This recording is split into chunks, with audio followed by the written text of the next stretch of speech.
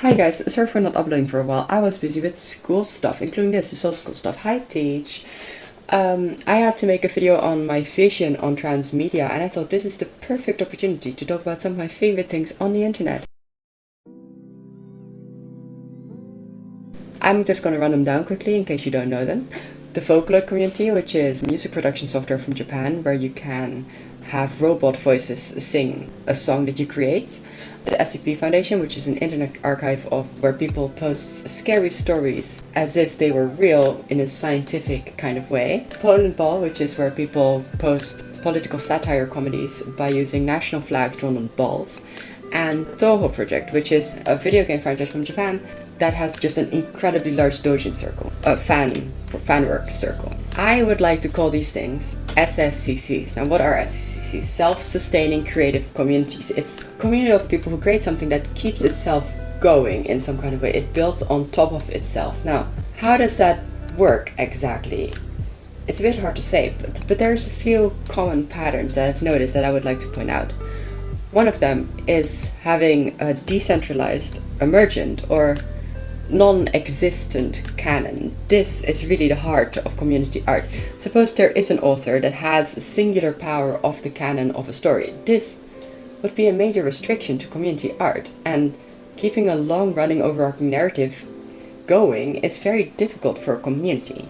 Vocaloid is a really good example of this. Miku, who is the most popular robot voice character, voice bank, has no canonical backstory, and she has a canonical personality, but it's extremely shallow. So people very often, in using songs with her, they would like to reinterpret her and contradict the canon that has been laid out, or add to it, because there barely is any. SCP Foundation is also a good example of this. SCP, the fictional organization, has rules and it has lore in place, but it's so obscure that even the characters in universe don't really know it, or they misunderstand it, and that's why articles get posted that contradict this canon. But it makes sense because these articles are supposed to be written by characters in universe who don't get the rule. This kind of shallow or non-existent canon keeps the barrier of entry low. It's a strength. A new participant doesn't need to parse through a large body of work to get it. Even just a few pieces will do the trick. You don't need to know the original Falco comic for Polandball, for instance, to understand it. Or you don't need to know the original Miku song to understand it. And low barrier of entry is the second point that I want to raise. Low barrier of entry / appreciation of the amateur. This is also a requirement for community participation. You should not need a large investment of money, skill, or effort to participate. And even a small contribution should be able to be appreciated on its own. Like a single Polandball comic, or a Vocaloid / Talkloid cover, or an SCP article. It can be really hard to make something on the internet, since it's so ubiquitous with content, and have it be noticed. But if you connect it to something that you know people will already like fanworks or SSCCs in this case, it helps to platform your work. Even amateurs' contributions can be appreciated if they connect. Legal barriers of entry matter a lot too. Even the slightest administrative or legal hurdle may deter young, non-English speaking and / or anonymous users. This goes not only for the central IP, if it exists, like Hatsune Miku, Polandball, or an SMP server, but also for derivative works. A good example of this is the Touhou Project, which is famously non-restrictive, legally speaking, for fan work derivatives. And the third point is historical persistence and canonization. There should be some way wherein a body of work can accumulate over time. This is usually a natural consequence of the popularity of the body of work and the activity of its community, and it allows lore to emerge organically. The SCP Foundation, for instance, has its own in-house legends, like the hard-to-destroy reptile. It's a very famous monster. Polandball has Poland cannot into space, and Vocaloid has like tons of really famous, super old songs that people still know and that are still referenced. These foundational works are an inspiration to new participants, either because they want to reinterpret it or because they want to achieve the same acclaim with their originals. A good example of a community that failed to keep this persistence is Flipnote Hatena from Nintendo. They shut the platform down. If you don't know what it is, it's a platform where people can post independent, well, where they could post independent animations, but Nintendo shut it down and creations that were uploaded to it, and the community as a result was fractured. One thing that I do want to point out is the difference between SSCCs and fanfiction communities, because fanfictions can absolutely check all the boxes I talked about, and they can be very extensive and really high quality. But the difference between fanfiction and SSCCs is that fanfic will always be secondary to the original text that it's a fan of. When the relevance of the original text fades, it has a major impact on the fandom around it. If you write a Zootopia fanfiction, for instance, but people don't talk about Zootopia anymore, they're not going to find your fic, right? The special thing about SSCCs is that they are self-sustaining. They build on themselves. At some point, whatever original text there was, if there was one, it is no longer relevant. A telephone game. Since SSCCs are ultimately based on derivative creation, what keeps them from fracturing or decohering into an unrecognizable mess? Repeated reinterpretations are famously bad at being faithful to character, tone, or message. For instance, Miku's most popular, well-known personality is happy, kind, and eager to sing, to make people happy. That's what her official personality is. But she has been reinterpreted as a bratty princess, a strong-willed leader, even a goddess, an emotionally avoidant girl who quietly suffers, an empty shell of a robot to project upon, an empty shell of a robot who is scared of being disposed or forgotten, and also more recently a violent and manic or possessed person. Often her character is also entirely disposed for ballads or to become purely the voice box of the producer. Also, her nationality has been famously reinterpreted to the Brazilian Miku trend, and the fact that Miku can sing in flawless Japanese, English, Korean, and many more languages. Her appearance, of course, has gone through way too many iterations to count. These ones are just the official ones from Magical Mirai, but the biggest producers basically create new iconic outfits for her for every song. So, what do? There's two things that make this reinterpretation possible. Number one, an empty core. In SSCCs, there is often a demand for reinterpretation that subvert the work in some way, often changing the tone, the setting, or the character personalities. The message will often get changed as well to reflect the creator's personal views. For instance, there's a grimdark Fallout / My Little Pony fanfic, which is a reinterpretation of tone. There is a transgender Thomas Jefferson with a Miku binder, reinterpretation of politics, and a Soviet version of PPPP, reinterpretation of setting. Many original texts have a core that should be respected for reinterpretations to still appeal to the target audience. Often, this is cultural, political, philosophical, or connected to character psychology. For instance, a non-Japanese dandadan, or a bigoted Luz no Theta, or a Sans who doesn't care about human life, or an Omori who is mentally healthy, it just does not work. There is something in the work that is important emotionally. There's a core. People like Omori, for instance, because they feel seen in the way that Sunny thinks. He is, to a very specific audience, very relatable. And if you strip that away from him, the appeal is lost. For this reason, works like this that have an important core are less suitable for SSCCs and transmedia expansion in general. If an SSCC is to be based on an original text of some kind, it tends to have an empty core. For instance, Miku's official personality, or Touhou characters, or Polandball characters. They have very shallow personalities, right? There is no deeper meaning here, and that is a strength. It means that derivative creators can put their own meaning to it. Number two, the aesthetic. So, what is the secret sauce that makes Miku recognizable and appealing no matter how distorted the depiction is? Two main things. Her voice, And her hair. Yeah, seriously. The teal twin tails are iconic, and as long as she has that hair, she will always be Miku.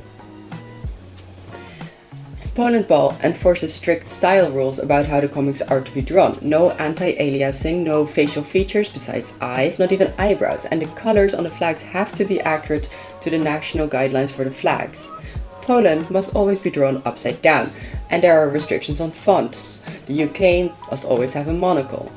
The SCP Foundation has very strict editorial rules on how articles are to be written, and things like Flipnote Hatena are limited by the technology itself. It's pixelated, it has a very limited palette, no fancy illustration tools like layers and brushes.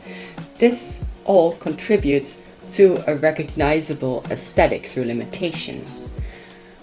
This is even true of actual reinterpretation of real myths. Like Hadestown is a musical, it's a reinterpretation of the ancient Greek myth of Hades and Persephone mixed with the myth of Orpheus and Eurydice. And the characters are dramatically different from the original. Like Hades is no longer a rapist, Eurydice gets agency, and the message, which is absurdist rebellion, also is changed. As well as the setting, it's 1920s instead of ancient Greece. So what actually connects Hadestown to Hades, the Greek god? It's the name, it's the fact that he's king of the underworld, the association with wealth. In short, it's the aesthetic. It makes reinterpretations recognizable and coherent, even when the depictions are highly distorted or distinct. And it makes creation easier. There's less stylistic decisions to make, and more restrictions can paradoxically encourage creativity. An empty shell with an aesthetic. Okay, so we have an empty core and we have an aesthetic. Now, how do we create a community around this? There's two things I want to talk about. First one is cringe and pride. You might have noticed that the aesthetic for many of the things I talk about are quite amateurish or even cringeworthy. Miku, for instance, does not sound like a person, she sounds like a robot, and even now, 5 versions later, she still sounds like a robot with a Japanese accent. Polandball comics looks like they were drawn with a mouse in Microsoft Paint, and in many cases they actually are. Hatena Flipnote animations are in DSi resolution. To an outsider, these may seem like flaws that would make the SCC work off-putting or less accessible to outsiders, and this is indeed true. However, it is also a very important part of why SCCs are sustainable. A shameful interest quickly becomes intimate, and if you can recognize that somebody else has a weird interest that you also share, it builds trust between people. Whatever the mainstream pushes away ends up being pushed closer together. It feels like having a belonging in a world that doesn't understand you. And besides shame, there's also sentiments of pride and authenticity in aesthetics like these. People genuinely like the cringy robot voices or the edgy monsters from SCP and the MS Paint art styles. Its uniqueness allows people to express themselves in a way that is not possible in any other way. Yeah, Vocaloid is cringe in a way, but it is authentically itself. It's not trying to be something else, and people like it for that, just how unashamed it is. There are more human-sounding voice banks, like the synth ones, and people do tune voice banks to sound more human-like. But ultimately, it's not trying to pretend it is human, nor is it trying to replace human singers. When Vocaloid is imitated, for instance by AI-generated Vocaloid songs, people look down on it. And as a side note, this is something I dislike about AI art that's not often talked about. AI art bros claiming it's only a tool and it's not here to replace human-made art, but if that's true, why is it trying so hard to imitate human art? Why does it parasitize of existing art communities instead of having a fandom of its own? Genuine question. Does anyone actually appreciate AI art for what it is instead of for what it's trying to imitate? I overheard a conversation between a teacher, my teacher, and somebody in my class this week about how the student generated something that was very visibly AI, and teacher, who is in favor of AI generated content, called it cringe and suggested it should be tuned down to look less like it was made by AI. Why is that? Why would that be a bad thing? Personally, I think that is because people don't actually enjoy the AI style, which is why it has to fake being something else. In that sense, the AI cringe is kind of the opposite of SCCC cringe. Whereas SCCC aesthetics are often cringe because they are rejected by the mainstream but they have genuine fans, AI art is accepted by the mainstream but is cringe because it is ashamed to be itself. Perhaps also for good reason, by the way, considering all the ethical issues around it. But that aside. Number 2. The process of myth making of both creators and creations. Being able to build an identity separate from one's real-world self is often a major appeal to these sorts of communities. This identity can have its own lore, fans, even its own derivatives. Examples include like mini celebrities, Brain for Breakfast for Polandball or Flipnote, CS Ghost, and for Vocaloid, of course, we have like Deco27, Wawaka, Hachirio, just tons of them. Over time, these people and these things that they make, they can become iconic, they become influential and remembered by the community, and this creates a canon over time. A really good example is Kasane Teto. Teto, unlike Miku, is not a corporate product. Instead, she started her life as an April Fool's joke. This is why her character profile is basically a big joke. Her age is 31, her gender is chimera, her favorite food is a baguette. Then, in 2008, people like lmao with Teto Territory and Triple Baka started giving her a personality as well. She is characterized as an uncontrollable gremlin wannabe past her prime who wants to become a real Vocaloid like Miku. Over time, this caught on and it was continually reinforced by new contributions. It also created a whole new phenomenon of Talkloid based on the personalities of the Vocaloids instead of their voice. This is something that may run counter to traditional transmedia expectations. Character development happens through real-world circumstances in real time. Teto has character development, but it's tied to updates to her software and how her community has changed over time. For instance, at the beginning, she used to be like a wannabe, but now she's Synth V, and her character design no longer looks like Miku's because she is now her own thing, and she's proud of that. The same way that the community is now proud of the software and the songs that were made with it. Besides iconic works and memes, creators themselves can become icons too. Technoblade, for instance, was a famous Minecraft player and YouTuber, and he was a creator himself who participated in the Dream SMP servers, a Minecraft fictional role-playing server. Over time, not only his creations, like the various buildings he's made, or the Potato War, or Brocktopia, became iconic, but he himself became iconic. People like Sadis made fan art not of his character, but also of the man himself. Similarly, there is r/Polandball community, where the artists are the one being drawn, not the Polandball characters. The reason these icons are important is because they are basically launchpads that give new members a starting point to latch onto and start making derivative works of. This keeps the barrier of entry low, and make sure that the body of work stays relevant to contemporary culture. Teto, a character from 2008, can sing a song about Gen Alpha brain rot over an AI-generated background, and it does not feel out of character for her. And yes, Tokyo Manaka, the creator of brain rot, was indeed criticized by the Vocaloid community for using AI-generated content. Chapter 3. But how does it make money? So, the obvious way to make money off this is through promotional content, right? Product placement. Miku, for instance, has been used in product placement for Honkai Star Rail, McDonald's, Nissin Ramen, and many other things. Another way to do this is with merch, like Touhou Project has tons of merch, mostly unofficial. More on that later. And the third way is to create products that include the character and allow people to engage with it in a new way. Like for Vocaloid, there is Miku Miku Dance, Magical Mirai, and Project Sekai. But these things are not that straightforward with SCCCs.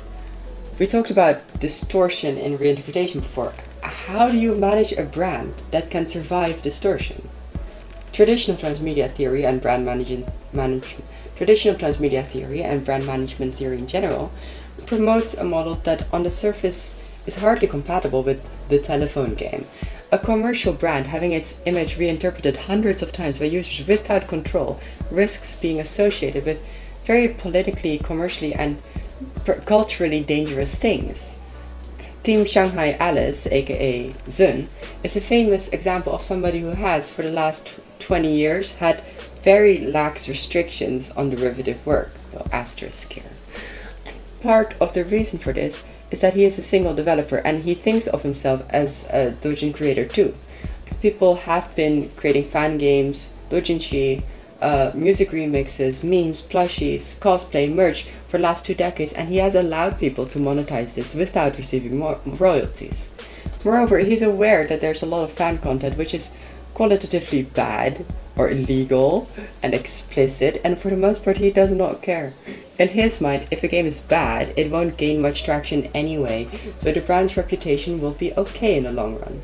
However, he does have guidelines for derivative works, and he has a lawyer. And the most he asks of derivative works is that they conform to copyright laws and the Japanese law for explicit or inflammatory content. That said, Zun does not have an army of lawyers to track down every violation, so minor offenses generally are not taken down. Krypton Future Media operates in a similar way. If you own the software, you can basically make whatever song you want, but using their characters' imagery for inflammatory purposes or in a way that violates Japan's copyright laws is still prohibited. Now, personally, I think that keeping a healthy distance between official and derivative content like this is a good idea. Depictions of lmao from Touhou Project or Miku that directly contradict their official personalities is totally allowed, as long as it's clear that it's not official. If derivative works are to be acknowledged in an official capacity, like playing Miku songs at a concert, then it's imperative that this is done very selectively by picking songs that are very popular and non-controversial. This way, the official content can be kept clean while still allowing heavy distortion through fan creations. Now, what can even be monetized? Previously I said that Zun does not receive royalties even for fan works that are published commercially, and you might have raised an eyebrow at that. Krypton also does not get any royalties from Miku songs, even when they get radio play or ad revenue on streaming platforms. Polandball and SCP are entirely unmonetized. But if that is true, how do you, as a brand, actually make money?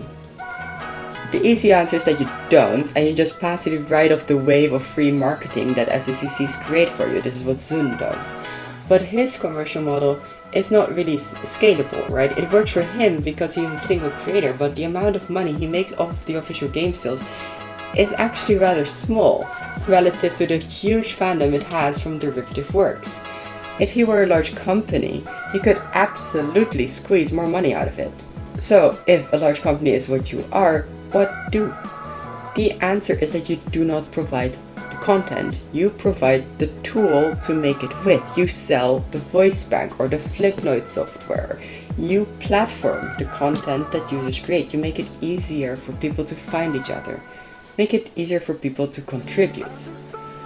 If you want to sell a product, have it be something that allows people to engage in a way they couldn't before, and make sure you're in touch with the community. Keeping a distance between official and fan content doesn't mean you should be ignorant of what people like. If cringy, amateuristic, and weird aesthetics appeal to people, lean into it. A good example of this is Miku Miku Dance. It's a software that allows people to rig 3D models of characters and create dances with them. It allows people to do something they couldn't before, and crucially, the result isn't very polished animation. It tends to be very meme-y, which fits the early Denpa style of Vocaloid music. Ultimately though, people will not care if their creations don't have an appeal that could be achieved through any other means. This is why SECCs are so rare, at least the ones that keep going. Whatever tool it is that the brand creates, it has to allow people to express themselves in a way that is unique and that is good. You can make it easy for people to find each other. You can have permissive restrictions for derivative content. You can have an empty core. It doesn't matter if the fan works that people make aren't good. This is the real challenge of the product.